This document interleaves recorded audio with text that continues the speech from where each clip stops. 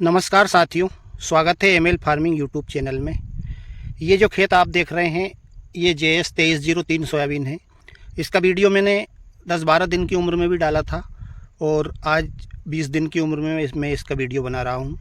साथियों, 2303 वेराइटी काफ़ी अच्छी वेराइटी है और मैंने इसको भी 16 इंच पे ही लगाई है। और इस वेराइटी में जो मैंने वीट कंट्रोल करा है वो सिर्फ अपने ट्रैक्टर वाले कुल्पे से करा है। अभी तो मैंने सिर्फ इसमें एक बार कुल्पा चलाया है और एक बार और मैं इसमें कुल्पा चलाऊंगा।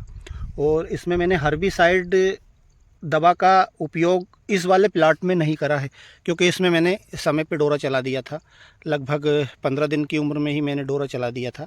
अभी कोई सा घास इसमें जो बचा है, जैसे आपको मैं दिखा दूँ, ये इस टाइप से हल्का फुल्का दिख रहा है, तो इसमें अपन एक बार और डोरा चलाएँगे तो ये पूरा साफ़ हो जाएगा। अब साथियों देखिए, अब आपको मैं दिखा रहा हूँ कि ये जो सोयाबीन की जो ऊँट है, ये सोयाबीन 20 दिन की उम्र में आपको 16 इंच का पाटला होने के बाद भी इसकी ग्रोथ कितनी शानदार हो रही है। तो कहने का मतलब ये है कि हम हर्बिसाइड दवा कोई सी भी डालते हैं, वो डालना खैर किसान की मजबूरी भी होती है। कई किसान भाइयों के पास साधन होते नहीं हैं तो वो डबरा या कुल्पा चलाते नहीं हैं, लेकिन हमें कोशिश करनी चाहिए कि हमें जो है मैन्युअल तरीके से ही बीट कंट्रोल करेंगे तो हमारे सोयाबीन का उत्पादन बढ़ेगा, निश्चित रूप से बढ़ेगा।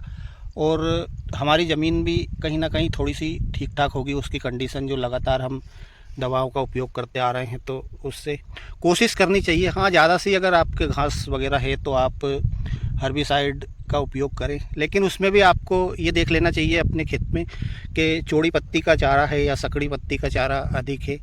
तो मान लीजिए आज चौड़ी पत्ती का घास अधिक है तो जो चौड़ी पत्ती वाली दवाई का प्रयोग करें, क्योंकि वो सोयाबीन पे अधिक झटका देती है। कोई सी भी हर्बिसाइड दवाई जब हम डालते हैं तो हमारे सोयाबीन को 8 या 10 दिन के लिए बिल्कुल उसकी ग्रोथ को रोक देती है।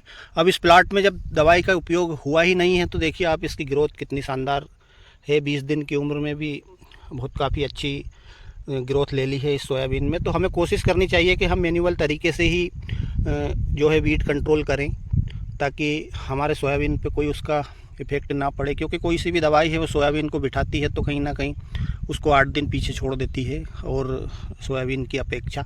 तो हमें हमेशा कोशिश करनी चाहिए कि हम कुल्पा डोरा से ही करें। और एक और चीज़ बता दूं साथियों आपको कि मैंने इस सोयाबीन में बेसल डोज में कुछ उपयोग नहीं करा। हाँ, सिर्फ मैंने इसमें बोते टाइम पे DAP मिला करके इसको बोया था।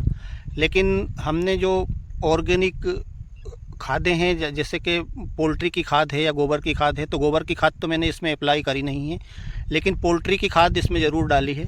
पोल्ट्री की खाद साथियों सोयाबीन के लिए काफ़ी शानदार है क्योंकि वो काफ़ी ऑर्गेनिक खाद है और उसमें नाइट्रोजन, फास्फोरस, पोटास की मात्रा है और कैल्शियम की मात्रा तो उसमें भरपूर है। तो आप पोल्ट्री की खाद भी इस्तेमाल कर सकते हैं और काफ़ी सस्ती भी पड़ती है और आप पोल्ट्री की खाद हर साल भी डाल सकते हैं, आपकी फसल में कोई दिक्कत नहीं देगी।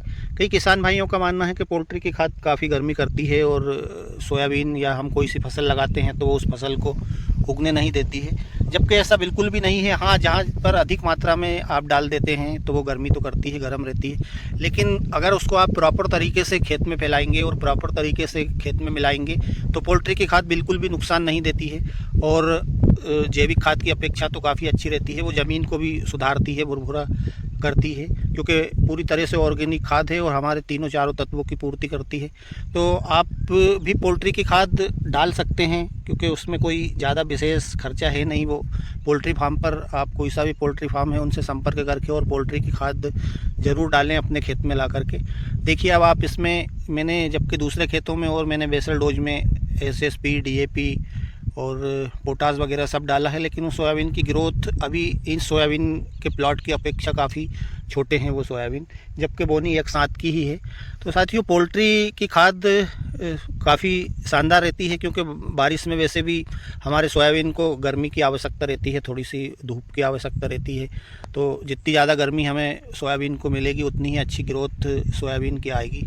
तो साथियों ये थी एक छोटी सी जानकारी, कोशिश करी है मैंने आप लोगों को बताने की और थोड़ा सा हमारे किसान साथियों का और भी फ़ायदा हो सके, थोड़े बहुत पैसे बच सकें। तो साथियों यदि आपको जानकारी अच्छी लगी हो और इसी प्रकार की जानकारी यदि आप आगे भी चाहते हैं तो कमेंट के माध्यम से भी मुझे बता सकते हैं।